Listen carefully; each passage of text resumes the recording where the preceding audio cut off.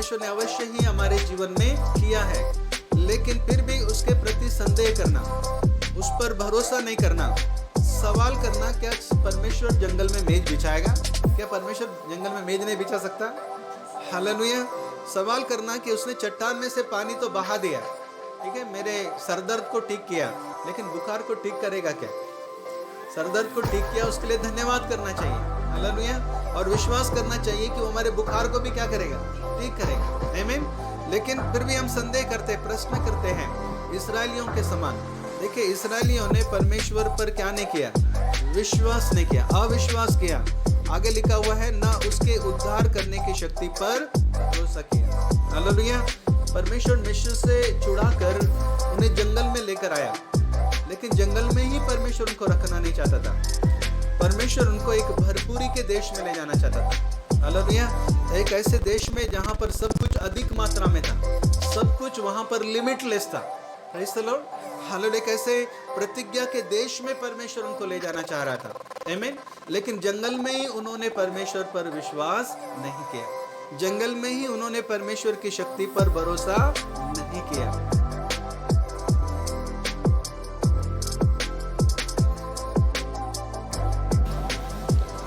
Hallelujah. सो यहाँ लिखा है कि और उनके लिए मांस धूल के समान बहुत बरसाया और समुद्र के बालू के समान अनगिनत पक्षी भेजे। सो भजनकार आसाफ इस भजन को लिख रहा है, 78वें भजन को, और हम देखते हैं कि इसमें इज़राइल के संतानों के विषय में लिखा हुआ है कि किस तरह से परमेश्वर ने उनको बहुतायत से, या उनके आवश्यकताओं को किस तरह से परमेश्वर ने बहुतायत से पूर्ण किया। इस बात को हम यहाँ पर देखते, किस तरह से परमेश्वर ने उनकी आवश्यकता से अधिक, अत्यधिक उपलब्धता, अत्यधिक उनके लिए परमेश्वर ने किस तरह से प्रबंध किया, उस बात को हम यहाँ पर देखते हैं। हालेलुया।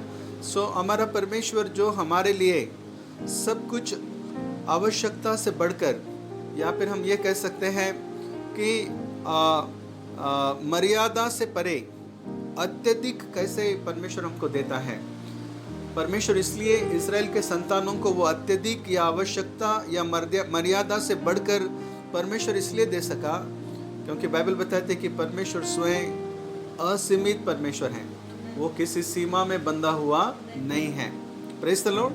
बाइबल बताती है कि जब हम इफिसियों की पत्री निकालते हैं, इफिसियों उसका पहला अध्याय और उसके 19 वचन को हम पढ़ेंगे।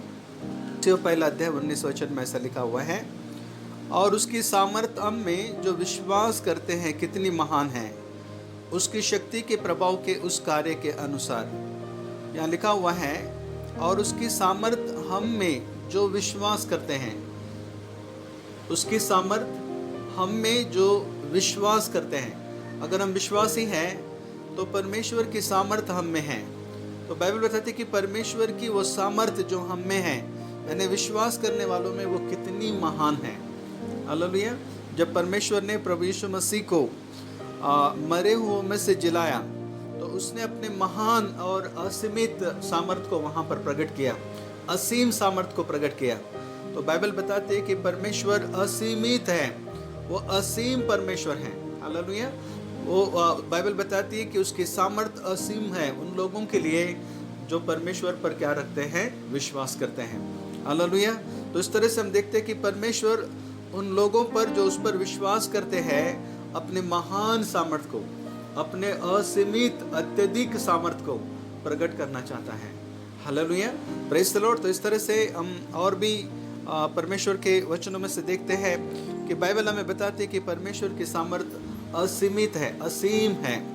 अगर हम देखें इफिसियों उसका दूसरा अध्याय और उसके 7वें वचन में अगर जब हम पढ़ते हैं, तो 7वें वचन में ऐसा लिखा हुआ है कि वो अपनी कृपा से हम पर है। सो हम देखते हैं यहाँ पर लिखा हुआ है कि आने वाले समयों में अपनी उस कृपा से जो मसीह यीशु में हम पर है, अनुग्रह का असीम धन परमेश्वर हमको दिखाना चाहता है। असीम इस शब्द के लिए बाइबल में जो शब्द आया है वो है एक्सीड करके शब्द आया है। एक्सीड का मतलब है आवश्यकता या मर्यादा से परे। परमेश्वर अपने विश्वासियों को, जो उस पर विश्वास करते हैं, उनको अपनी असीमित या अत्यधिक अनुग्रह को क्या करना चाहता है? प्रकट करना चाहता है। परमेश्वर वो दिखाना चाहता है कि वो हम पर जो कृपा किया हुआ है, जो अनुग्रह किया हुआ है, वो अनुग्रह हमारे प्रति कैसा है? असीमित है, आवश्यकता या मर्यादा से परे है, मात्रा में कहीं अधिक या कहीं बढ़कर है। इस बात को यह प्रकट करता है। हालेलुया। तो इसलिए हम देखते हैं कि जो परमेश्वर का जो परमेश्वर की जो सामर्थ है, जो परमेश्वर है, वो असीमित है, और विश्वास जो उस पर विश्वास करते हैं उनके प्रति भी वो अपनी असीमित सामर्थ को क्या करना चाहता है? प्रकट करना चाहता है। और एक इंग्लिश शब्द इस असीमित के लिए आया है, वो है लिमिट करके शब्द आया है। तो जब हम लिमिट बोलते हैं तो सीमा या अधिकतम संभव मात्रा या ज़्यादा से ज़्यादा हम क्या कर सकते हैं, उसको लिमिट कहा जाता है। लेकिन जब हम परमेश्वर के विषय में बात करते हैं तो परमेश्वर लिमिटलेस है, यानी वो इतना अधिकतम संभवता रखने वाला परमेश्वर है कि जिसको ना हम माप सकते हैं, ना जिसको हम गिन सकते हैं। तो यही कारण है कि वो हमारे लिए भी लिमिटलेस कामों को करता है, असीमित आशीषों को वो हमें देता है, असीमित अनुग्रह को हम पर क्या करता है? प्रकट करता है। इसलिए यहाँ पर लिखा हुआ है अनुग्रह का असीम धन दिखाए। हालेलुया। तो परमेश्वर हमें कैसा धन दिखाता है? अनुग्रह का असीम धन। हालेलुया। तो इसलिए वो हमारे लिए, जो उस पर विश्वास करते हैं, उनके लिए असीमित कामों को करता है। इसलिए वो हमारे लिए बहुत ही, जिसको हम कहेंगे एक्सीडली भी हम कह सकते हैं, इसका मतलब होता है अत्यधिक, मर्यादा से कहीं बढ़कर। हालेलुया। जिसको प्रेरित पौलुस और इस प्रकार से लिखता है, इफिसियों उसका 3 अध्याय और उसके 20 वचन को हम पढ़ेंगे।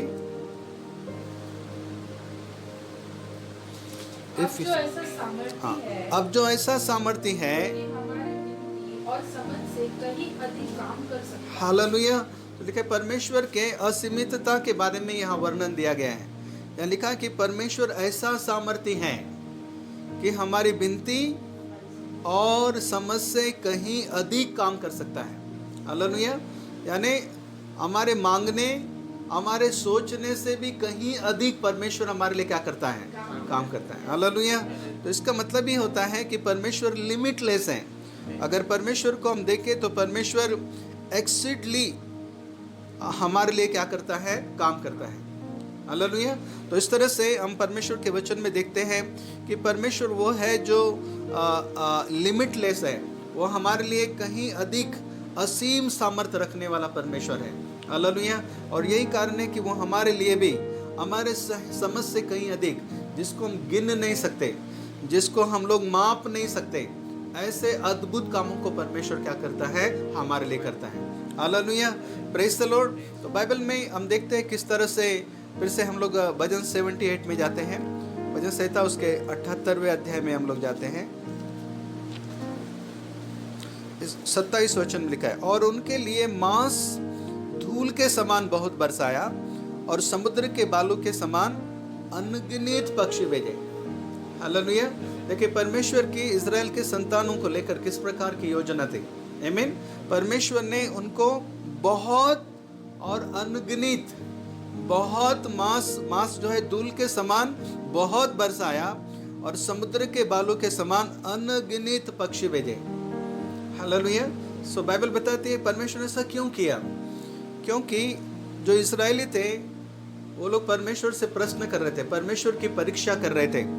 78वें अध्याय के 18वें वचन से हम पढ़ेंगे। अपने चाह के अनुसार भोजन मांगकर मन ही मन परमेश्वर की परीक्षा की। 19 वचन कहता है कि वे परमेश्वर के विरुद्ध बोले और कहने लगे, क्या परमेश्वर जंगल में मेज लगा सकता है? उसने चट्टान पर मार के जल तो बहा दिया और धाराएं उमड़ चली, पर क्या वह रोटी भी दे सकता है? क्या वो अपनी प्रजा के लिए मांस भी तैयार कर सकता है? तो यहाँ पर हम देखते हैं कि इजरायली जो थे, परमेश्वर इजराइल के जो संतान थे, वो परमेश्वर की परीक्षा कर रहे हैं। जब परमेश्वर ने उनको मिस्र देश से छुड़ाया, लगभग 10 चिन्ह चमत्कारों को दिखाकर, क्योंकि यहाँ पर इसी में लिखा हुआ है 11 वचन में, उन्होंने उसके बड़े कामों को जो आश्चर्य कर्म उसने उनके सामने किए थे उनको बुला दिया। 12 वचन, उसने तो उनके बाप दादाओं के सम्मुख मिस्र देश के सोन के मैदान में अद्भुत कर्म किए थे।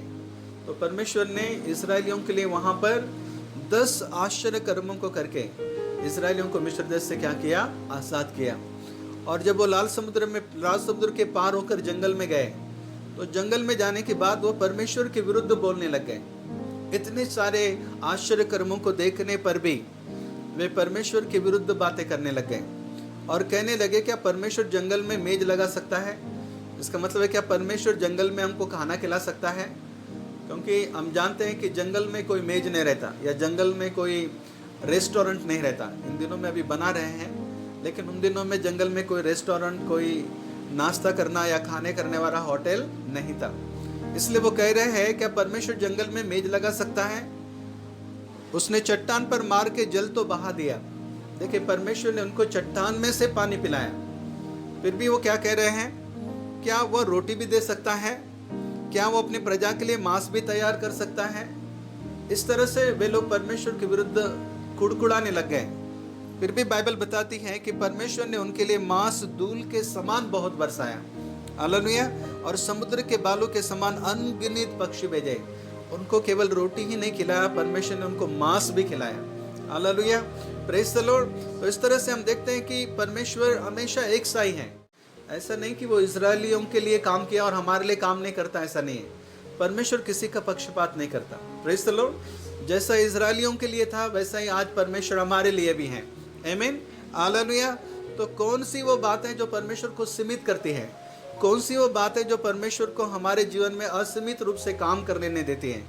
आइए हम पढ़ेंगे उसी 78वें भजन संहिता के 22 वचन को पढ़ेंगे। इसलिए कि उन्होंने परमेश्वर पर विश्वास नहीं रखा। यहाँ पर इसलिए कि उन्होंने परमेश्वर पर क्या नहीं रखा? विश्वास नहीं रखा। देखिए, विश्वास करने वालों के लिए हमने इफिसियों उसका पहला अध्याय 19 वचन में पढ़ा। विश्वास करने वालों के लिए परमेश्वर की सामर्थ कैसा है? महान है, असीमित है, असीम है, हालेलुया। लेकिन जो विश्वास नहीं करते, अविश्वास करते हैं। अविश्वास का मतलब क्या है? अविश्वास का मतलब है आश्चर्य कर्मों को देखने पर भी परमेश्वर पर भरोसा नहीं करना, हालेलुया। हम में से हर एक के जीवन में परमेश्वर ने कोई ना कोई आश्चर्य कर्म किया है, प्रेज़ द लॉर्ड। कोई ना कोई कार्य परमेश्वर ने अवश्य ही हमारे जीवन में किया है, लेकिन फिर भी उसके प्रति संदेह करना, उस पर भरोसा नहीं करना, सवाल करना, क्या परमेश्वर जंगल में मेज बिछाएगा? क्या परमेश्वर जंगल में मेज नहीं बिछा सकता? हालेलुया। सवाल करना कि उसने चट्टान में से पानी तो बहा दिया, ठीक है, मेरे सरदर्द को ठीक किया, लेकिन बुखार को ठीक करेगा क्या? सरदर्द को ठीक किया, उसके लिए धन्यवाद करना चाहिए, हालेलुया, और विश्वास करना चाहिए कि वो हमारे बुखार को भी क्या करेगा? ठीक करेगा, आमीन। लेकिन फिर भी हम संदेह करते, प्रश्न करते हैं, इस्राएलियों के समान। देखिए, इस्राएलियों ने परमेश्वर पर क्या नहीं किया? विश्वास नहीं किया, अविश्वास किया। आगे लिखा हुआ है, ना उसके उद्धार करने की शक्ति पर भरोसा किया, हालेलुया। परमेश्वर मिस्र से छुड़ाकर उन्हें जंगल में लेकर आया, लेकिन जंगल में ही परमेश्वर उनको रखना नहीं चाहता था। परमेश्वर उनको एक भरपूरी के देश में ले जाना चाहता था, हालेलुया। एक ऐसे देश में जहाँ पर सब कुछ अधिक मात्रा में था, सब कुछ वहाँ पर लिमिटलेस था, प्रेज़ द लॉर्ड, हालेलुया। कैसे प्रतिज्ञा के देश में परमेश्वर उनको ले जाना चाह रहा था, आमीन। लेकिन जंगल में ही उन्होंने परमेश्वर पर विश्वास नहीं किया, जंगल में ही उन्होंने परमेश्वर की शक्ति पर भरोसा नहीं किया, हालेलुया। तो बाइबल बताती है दूसरा तिमुथियुस और उसका 3 अध्याय और 13 वचन को हम पढ़ेंगे।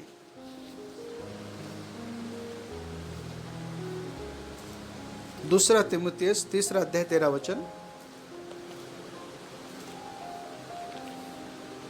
परंतु दुष्ट और बहकाने वाले धोखा देते हुए और धोखा खाते हुए बिगड़ते चले जाएंगे। 2 अध्याय 13 वचन। 2 तिमुथियुस 2 अध्याय 13 वचन।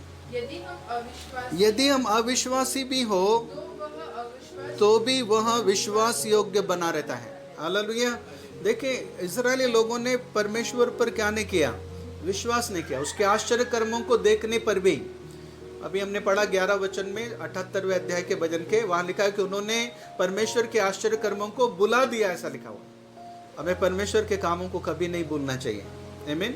राजा दाऊद भजन संहिता 103 अध्याय के पहले वचन में कहता है कि ए मेरे मन यहोवा को धन्य कहे, जो कुछ भी मुझ में है वो परमेश्वर के पवित्र नाम को धन्य कहे। दूसरे वचन में कहता है कि उसके किसी उपकार को नहीं भूलना। हालेलुया। सो परमेश्वर के उपकारों को हमें कभी नहीं भूलना चाहिए। उससे उसके आश्चर्य कर्मों को याद रखते हुए हमें